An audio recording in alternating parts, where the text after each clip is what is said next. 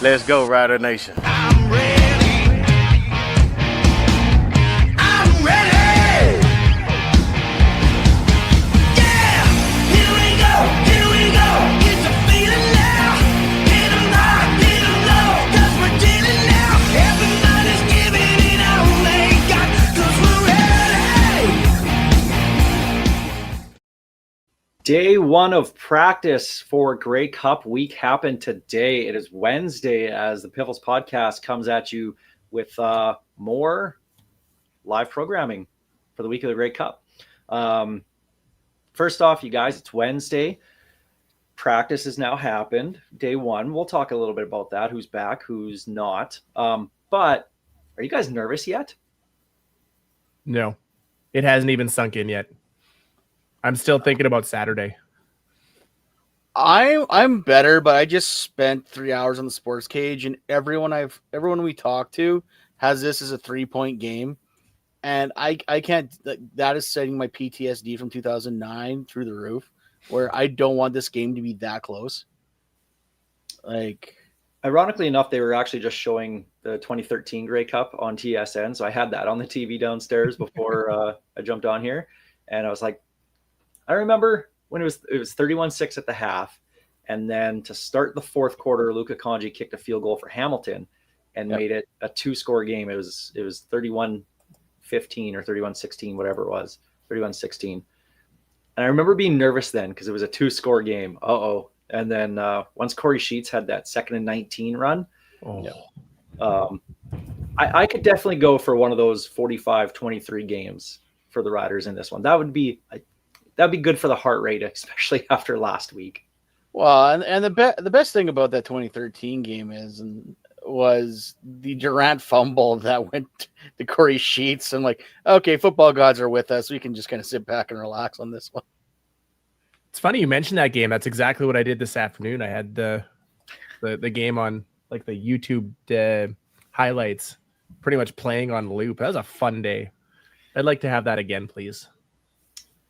So no nerves. Yeah, I'm not nervous yet. I think as the game gets closer, probably by Friday. I think Friday I'll start getting a little bit nervous. And my excitement isn't where I'd want it to be yet. I think that'll be like a Saturday, Sunday kind of thing, but still early. We'll get there. I'm certain my drive to Winnipeg on Sunday is going to be just white knuckle. How Red heavy? Barn. It's going to be white knuckle, Red Barn, white knuckle. Yeah. How heavy is your foot going to be that day? Yeah. That's definitely going to set the cruise and just kind of put on some easy listening and try to relax all the way back into Winnipeg. Greg, you mentioned you did the sports cage today. I thought I saw that Tad Cornegay was a guest. Thadito, yeah, he was there. He was good. Really good interview with him. Talked some Grey Cup memories. And actually, Luke, after the interview, talked about Tad's importance on that team. And he mentioned a picture of Tad getting absolutely launched in the air by the Winnipeg Blue Bombers that I forgot existed when he was trying to block a field goal. I'll have to see if I can find that photo sometime and share it on my social media. It is a wild photo to look at. All right. Well, the Riders had their first practice today. We'll start there. And the big news, obviously, is Keyshawn Johnson. Started out with the ones in the first part of practice, but wasn't there for the second part of practice. Corey Mace afterwards said he was really close last week. He's certainly in the equation. What I heard was, yeah, he's definitely playing. I think so too. Practice time out of the unit, the number one unit, if he's not going. At this point, they're fairly confident he's playing. They're likely going to rest him a little bit to make sure he's good to go on Sunday. But if he was close a week ago, he's playing. He's not missing this game unless he absolutely has to. Well, and you also got to think about it too, is Robustelli wasn't out there today, so at all. So I think that tells you where the Americans are definitely going to end up lining up on the receiving end. I got to admit, though, Luke brought up a very good point today that I never even thought of, and I understand you play with who's available and is able to play, but if for some reason Keyshawn's not on the 45-man roster, despite having a 1,000-yard season, he won't be on the Grey Cup. He'll get a ring, but unless you're on that 45-man roster, your name is not inscribed on the Grey Cup. So I think there's extra incentive to get him on there, even if it's not by him, but by the team as well. I didn't actually assumed it was like the Stanley Cup where you could have additional names thrown on there if you feel like they deserve a spot. Didn't realize it had to be on that game day roster to make it. Worst case scenario, can we get his name on the Grey Cup base, the fan base? Hey, if we're on it, anyone can make it on it. at least get him on there somehow. But with no Robistelli, that basically tells me, yeah, Keyshawn's playing. I'm assuming that Sean Bain Jr. is probably going to get a decent amount of reps as well with the ones just in case and have him ready to go. So that would be the backup plan. I don't think they're going to go with 4 Canadian starters. They absolutely could if they wanted, but I don't think they'll do it. They don't need to shift the ratio. You can still have your 4 American linemen on the offense, which I absolutely love that they're going to do. Still nuts. Still great. Ain't broke, don't fix it.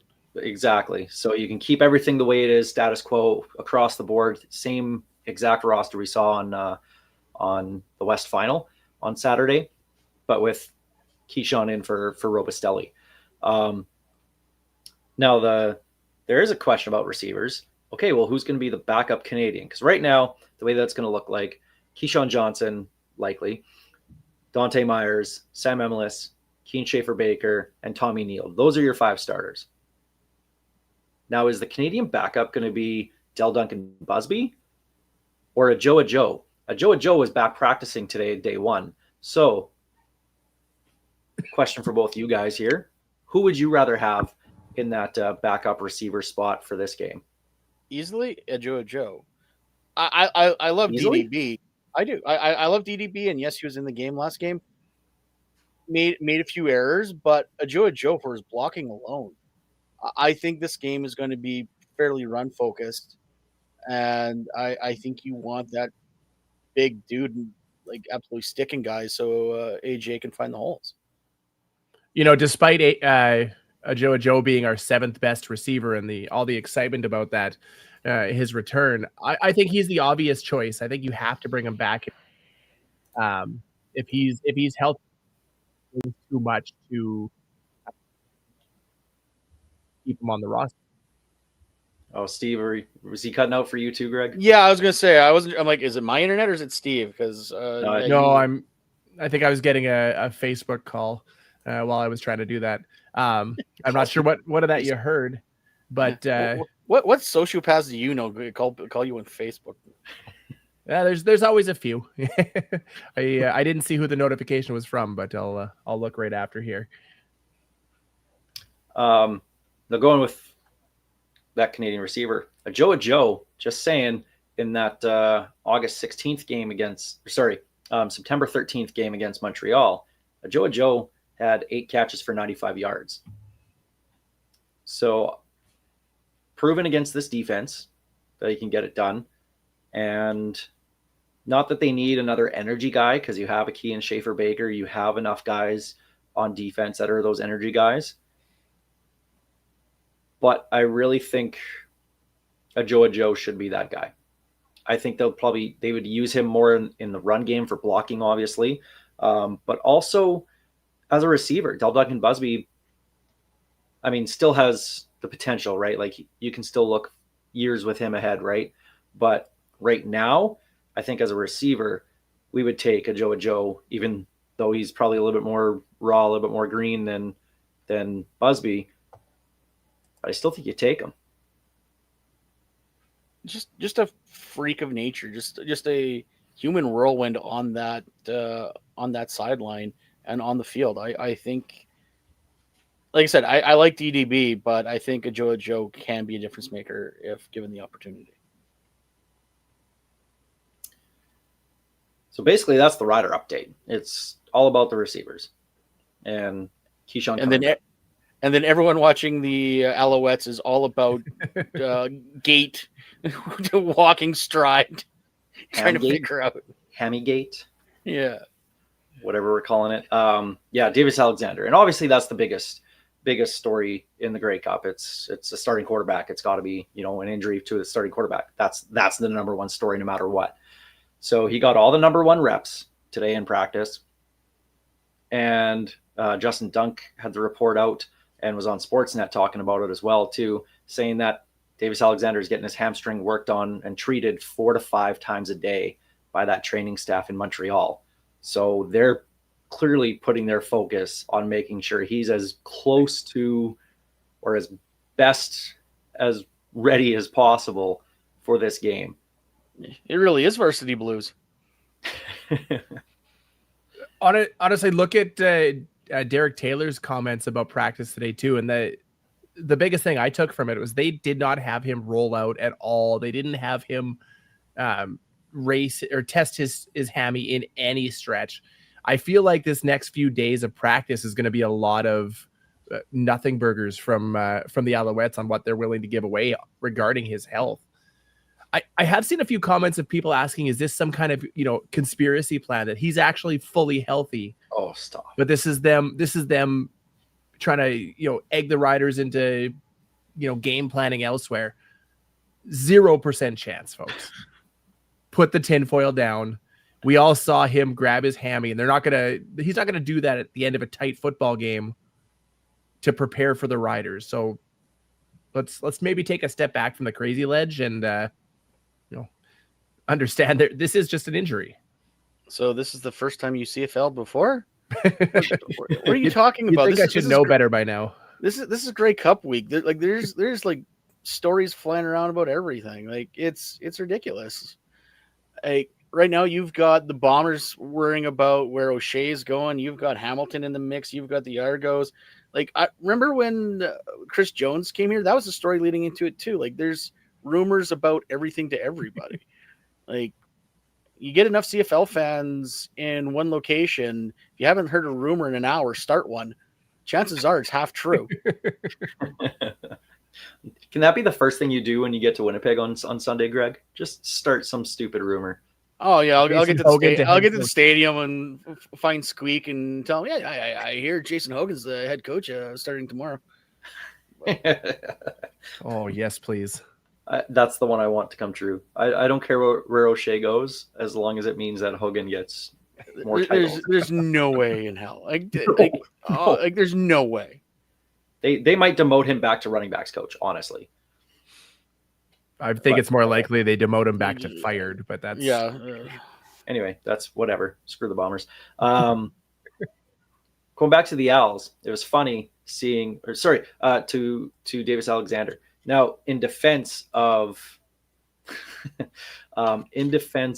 practice reports and what we're seeing out of Davis Alexander, Steve, you said that he wasn't rolling out. He wasn't really, running all that much. Quarterbacks don't typically run that much in practice anyway. So take that for what it's worth, right? Like you're not planning on those rollouts. Not with a guy like Davis Alexander. You're probably keeping him in the pocket as much as possible. Generally on a regular practice day anyway, that's what they're probably doing, even when he's at 100% health. So, and how, let's face it, he's already on a bad hammy. How ridiculous would it be if the Alouettes, let's test your rollouts. This would be like the Riders like losing a bunch of guys at a spring camp and not quitting after the fourth guy got hurt. That would never happen. Yeah, like you don't do that. No, you're not going to put your own player in a situation where he's going to stress himself, so he can't play in the big game. Exactly. But on the other thing, the other thing we wanted to talk about, and we're only going to have a few minutes here. We're not going to go all night like we did with DT last night. But we're the poster made an appearance. The CFL posted this on their social media, and it was the I guess I could probably say it, we're not sponsored in this one, but it was the FU Just Watch banner that Cody Fajardo made famous in Montreal in 2023 when they won the Grey Cup against Winnipeg. So that was posted up. I don't know where that was. Like that was such a weird spot in a building with the staircase and an overlooking ledge. So wherever they have it. But anyway, that's a thing again. So I ask you guys, what do you make of the F you just watch banner and Montreal trying to run it back with that 2-year-old slogan now? The guy's gone. The guy that made that slogan famous because of the fact that he does not swear is gone. You don't get to steal his slogan. He's in Edmonton now, and we saw how well that went. Actually, pretty well outside of, Trey Ford. I think it's ridiculous, but I also have noticed a lot of Montreal kind of playing the underdog card way more than they realistically should. I get that we're 3.5-point favorites now, and the entire CFL writers crew, picked the Riders. Thanks. But like they're not underdogs. This is arguably, when healthy, the best team in the CFL. And they're coming into this outside of Davis Alexander pretty damn healthy. Their defense is top notch. This is not a situation like it was against Winnipeg where they were going to be underdogs. And that's what made that such a big deal, was they were heavy underdogs. Nobody expected them to win that game. So I get it. Whatever it takes to pump you up, but if that's what it takes, they're in trouble already. And if you think about it, though, a lot of that team that was there in 2023 is still there now. Like, they're 2 years removed from that championship. So, like, it's not like they're the true underdogs here. Yeah, record-wise says as much. But, like, they've got a very good team on both sides of the ball. Like, this is, as much as everyone's saying a 3-point game is going to be the outcome, is going to give me a heart attack, probably not wrong. I'm with you, Steve. I think it's a little bit ridiculous to go back to it because, one, yes, that was Fajardo and not the Owls coming up with that kind of thing. Like, that was a very Cody thing. But also, I don't think you can play into the underdog thing if you want. Your starting quarterback's never lost a game in this league. I don't know how you can be underdogs that way. Sure, the point spread might show you that you are a small dog in this game, but I don't think anybody would be surprised if Montreal were to win this game. And to me, that's the measure of whether you're an actual underdog in a game or not. Would anybody be shocked if Montreal won? I wouldn't be, because they are a very good team.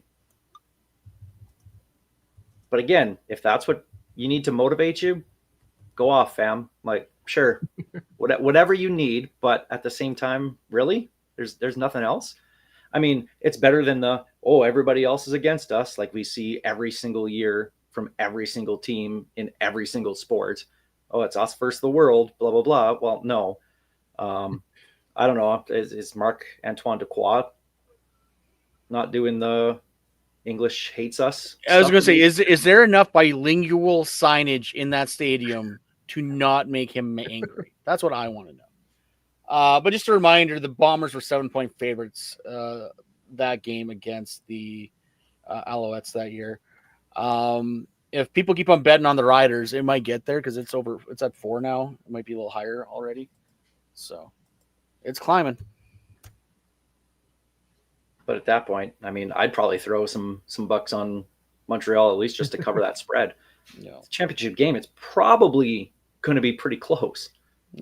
You would think so. I hope not. I hope it's over by halftime with a Rider victory, I should add. Well, okay. Once again, 2009. There's no such thing as kick your feet up. That's almost as bad as Gabriel here. Can we kick him out? I almost did, actually. God. I saw him reach for the mouse. But anyway, day 1 of practice in the books. Great news with Keyshawn Johnson practicing, getting back in there. Corey Mace again saying he was close last week. He's certainly in the equation. Like I said, I equate that to being he's playing. He's got like 6 months to rehab later when, after MRIs on Monday and all that kind of stuff. Whatever. Just play this one game. Get all the time you want off after. You're good. And then, obviously, Davis Alexander, the big one. So Thursday is that the closed practice or is that Friday? That might be Friday. It's a close can't one. remember what the schedule is, yeah. But anyway, we'll keep following this on Thursday.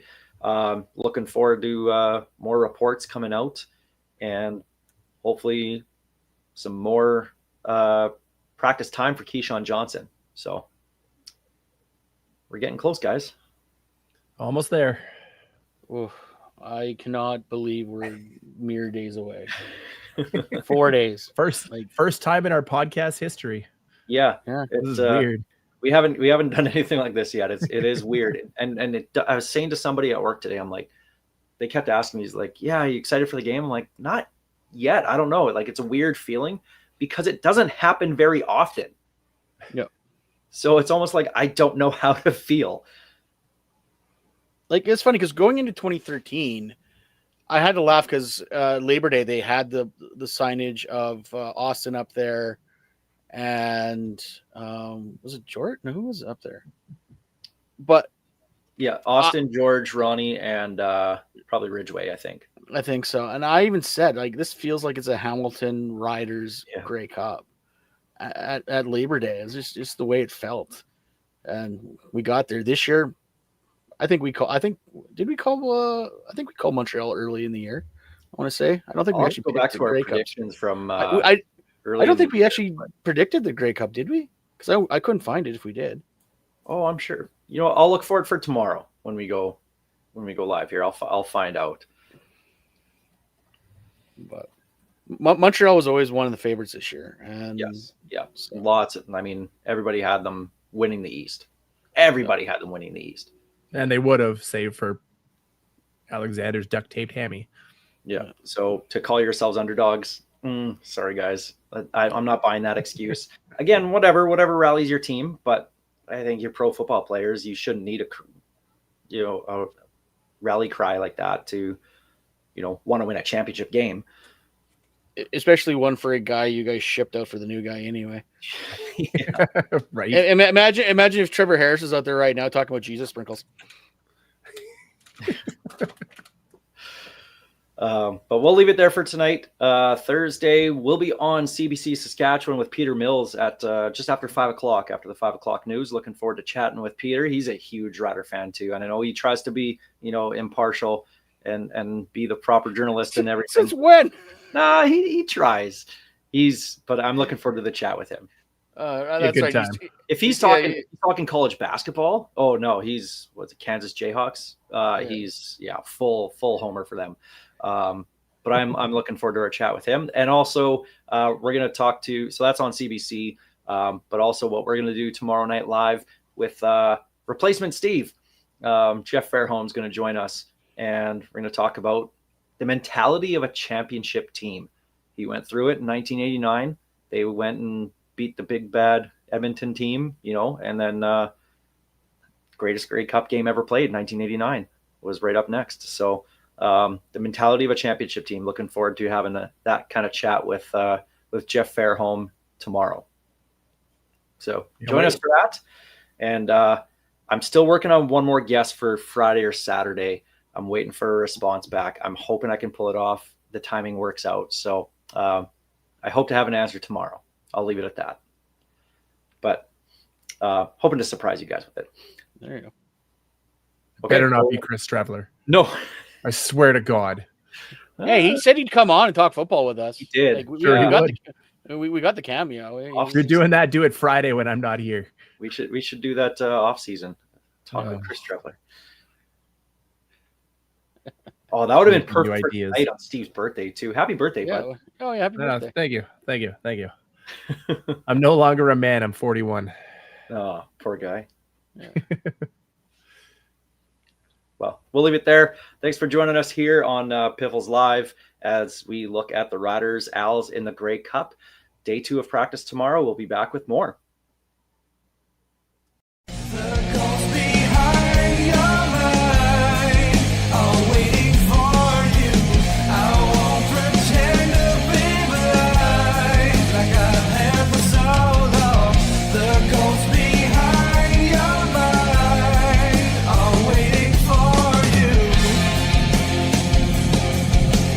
Thank you for being such a big supporter and fan of the CFL and myself personally.